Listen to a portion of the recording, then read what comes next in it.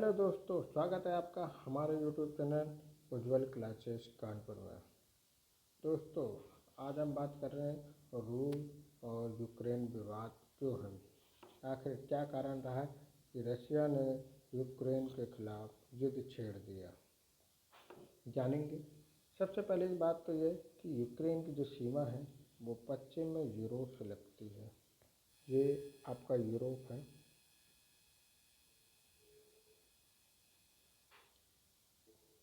ये पश्चिम है और ये पूर्व है। ये यूरोप कहलाया जाता है कि यूरोप की सीमा है पश्चिम में, और कह रहा है पूर्व में रूस से जुड़ी है। और ये पूर्व में किससे जुड़ी है? यूक्रेन की सीमा रूस से जुड़ी है, रशिया से।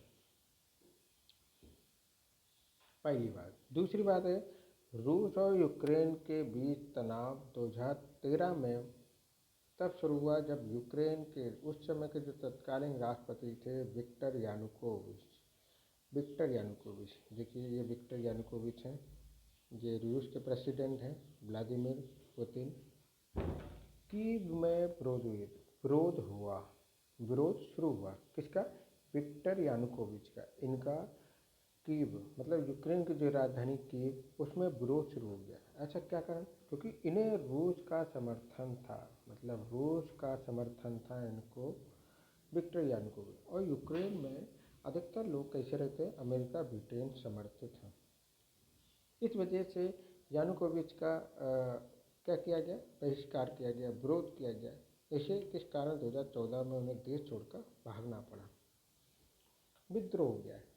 फिर इनकी जगह पे फिर चुनाव हुए, फिर बने हैं जो इस समय हैं वोलोदिमीर जेलेंस्की, जो कि एक्टर रहे हैं। तो जब ये यानुकोविच भाग गए यूक्रेन से, तो इससे खपाकर रूस ने दक्षिण पूर्व यूक्रेन के क्रीमिया पर कब्जा कर लिया और इसके बाद वहाँ के अलगाववादियों को समर्थन दिया। तो रूस ने दक्षिणी यूक्रेन, मतलब ये नीचे का हिस्सा जो है यूक्रेन का, ये यूक्रेन के उसमें था क्रीमिया, इस पर रूस ने क्या किया? अधिकार कर लिया और यहाँ पर कब्जा करने के बाद वहाँ की अलगाववादी सरकार को समर्थन दे दिया। तब से लेकर यूक्रेन का इसी क्रीमिया को लेकर रशिया से युद्ध होता रहता है। 2014 के बाद से रूस समर्थक अलगाववादियों और यूक्रेन की सेना के बीच डोनबास प्रांत में संघर्ष चल रहा था। 2014 जब वहाँ से भाग गए, 2013 में विद्रोह हुआ यानुकोविच का यूक्रेन में ही। और जब ये 1991 में यूक्रेन सोवियत संघ से अलग हुआ था, तब भी कई बार क्रीमिया को लेकर दोनों देशों में टकराव हुआ। ये हम आगे बात करेंगे कि 1991 में सोवियत संघ का विघटन हुआ और सोवियत संघ के विघटन के बाद यूक्रेन और रूस अलग अलग देश बन गए। इसके बाद रूस और यूक्रेन में लगातार तनाव बना हुआ है, इसी वजह से कि क्रीमिया पर रूस ने क्या कर लिया? कब्जा कर लिया, जो कि यूक्रेन का हिस्सा था। फ्रांस और जर्मनी ने इसमें क्या की? शांति संघर्ष विराम का समझौता करवाया बेलारूस की राजधानी मिन्स्क में, जो कि अभी आपको पता होगा बेलारूस में अभी प्रथम वार्ता हुई है रूस और यूक्रेन के बीच में, जिसका कोई हल नहीं निकला। हाल ही में यूक्रेन ने नाटो से, ये महत्वपूर्ण कारण है, मैं बताऊंगा, ये नीचे है, नाटो से करीबी दोस्ती गांठना शुरू किया। अब यूक्रेन को लगा कि भाई मैं अकेला हूँ, मैं रूस का सामना नहीं कर सकता। तो उसने यूक्रेन ने क्या किया? नाटो, ये 30 देश इसमें सम्मिलित हैं। मैं आगे बताऊंगा नाटो के बारे में। यही मुख्य कारण रहा। नाटो से करीबी दोस्ती गांठना शुरू किया। यूक्रेन के नाटो से अच्छे रिश्ते। 1949 में ये तत्कालीन सोवियत संघ से निपटने के लिए नाटो यानी उत्तर अटलांटिक संधि संगठन बनाया गया था। सोवियत संघ उस समय महाशक्ति थी और दूसरे विश्व युद्ध के बाद, मतलब आपको पता होगा कि जर्मनी, जापान और जर्मनी, जापान, इटली, दूसरे विश्व युद्ध में। नाटो, अमेरिका और ब्रिटेन समेत दुनिया के 30 देश नाटो के सदस्य हैं। देखिए मैंने क्या कहा, नाटो की भूमिका यहाँ पर महत्वपूर्ण थी। यदि कोई देश किसी तीसरे देश पर हमला करता है तो नाटो के सभी देश एकजुट होकर उसका मुकाबला करते हैं। लेकिन अभी यूक्रेन अभी सदस्य नहीं है। अगर मान लीजिए यूक्रेन अगर सदस्य हो जाता तब रूस के साथ उसका युद्ध नहीं होता, बल्कि पूरा नाटो का युद्ध रूस के खिलाफ होता। पुतिन इसी मांग को लेकर यूक्रेन और पश्चिमी देशों पर दबाव डाल रहे थे कि यूक्रेन को नाटो सदस्य न बनाइए। आखिर क्या कारण, देखिए मैप में देखिए, अगर मान लीजिए कि अगर यूक्रेन नाटो सदस्य बन जाता है तो संधि के तहत यहाँ पर इस बॉर्डर पर किसकी सेना तैनात हो जाती, नाटो की।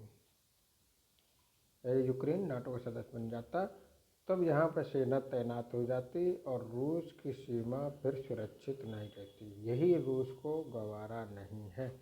रूस कह रहा है कि यूक्रेन नाटो का सदस्य ना बने, क्योंकि पोलैंड और स्लोवाकिया, हंगरी, रोमानिया, स्लोवाकिया, ठीक है, ये सब क्या हैं, आपके नाटो सदस्य हैं। लेकिन बेलारूस नहीं है। इसी वजह से रशिया कह रहा है कि यूक्रेन जो है वो नाटो सदस्य ना बने। फिर इसके बाद युद्ध छिड़ गया, ठीक है।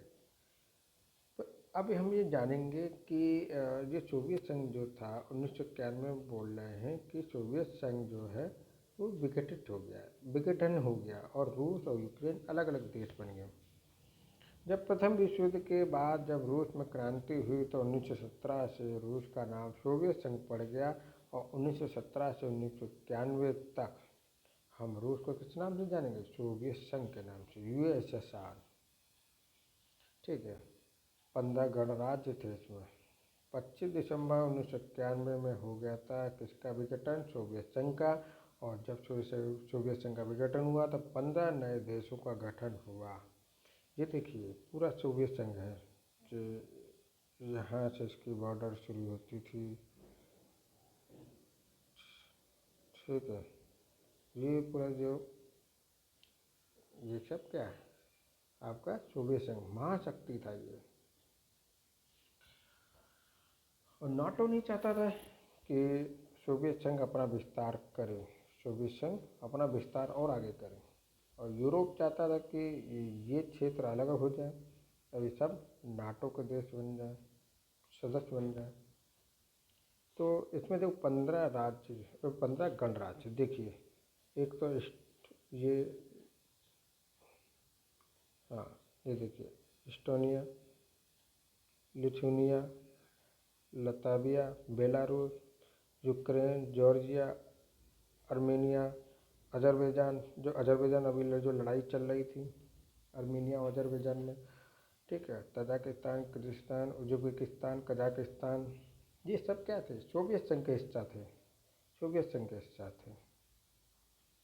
ये 15 थे। अब देखिए आप यहाँ पर देख रहे हैं यूक्रेन, यूक्रेन देख रहे,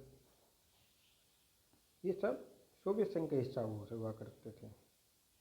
और जब ये विघटन हुआ तो यूक्रेन एक तरफ हो गया और रूस एक तरफ हो गया, ये बॉर्डर।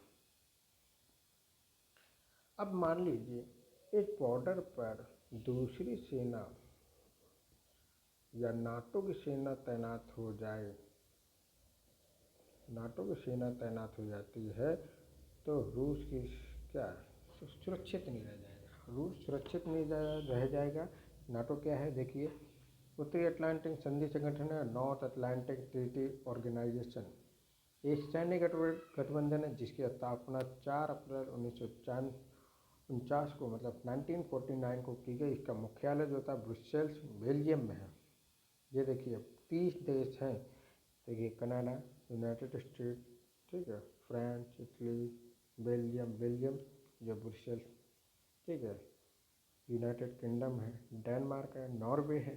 अब यहाँ पर देखिएगा, ये जो मैं बोल रहा हूँ ये 3 देश जो कि सोवियत संघ के हिस्सा थे। देखिए आप यहाँ पे लिथुनिया, लताविया, एस्टोनिया, ये 3 देश जो थे इन्होंने नाटो की अधिकारिता मतलब सदस्य ये मेंबरशिप बन गई है, मेंबरशिप ले ली नाटो की इन्होंने।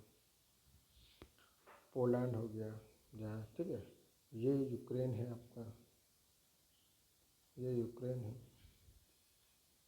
ये देश देखो, अब नाटो ने कहाँ तक विस्तार कर लिया अपना, नाटो ने यहाँ तक विस्तार कर लिया है। और यही कह रहे हैं रूस के राष्ट्रपति कह रहे हैं कि नाटो अपना विस्तार आगे ना करे। देखिए नाटो का विस्तार हो गया, यूक्रेन अगर कर लेता, बेलारूस कर लेता, ये बेलारूस, यूक्रेन और रूस तो ये है, ये नाटो के मेंबर हैं, यूनाइटेड स्टेट। ये देखिए रशिया है। और मैं बता भी रहा हूँ कि ये जो बॉर्डर है वो रूस की है, रूस की बॉर्डर है। और ये देश अब नाटो के सदस्य हो गए जो कि कभी सोवियत संघ के हिस्सा हुआ करते थे, कभी सोवियत संघ के हिस्सा हुआ करते थे। मैं बताऊँ, एस्टोनिया, लातविया, लिथुनिया नहीं, पोलैंड नहीं, लेकिन मैं इतना बता, ये 3 थे। बाद में हाँ 1997 के बाद, पहले और 1997 के बाद ये इन लोगों ने ज्वाइन किया। पोलैंड हुआ, ठीक है, हंगरी, रोमानिया, ठीक है, इन सब ने बाद में नाटो के सदस्य देश बन गए।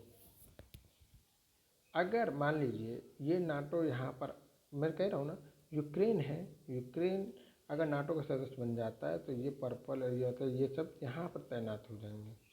अगर रशिया यूक्रेन के ऊपर आक्रमण करता तो बाकी देश यहाँ पर आ जाते, सेना यहाँ पर आ जाती, तो इस युद्ध को कहते आप किसका, नाटो वर्सेस रूस, रशिया, नाटो वर्सेस रशिया। और 30 देश हैं इसमें, अमेरिका, फ्रांस, ब्रिटेन, तो समझिए 3rd वर्ल्ड वार तो निश्चित था। और रूस कहता है कि यूक्रेन नाटो सदस्य ना बने, ठीक है।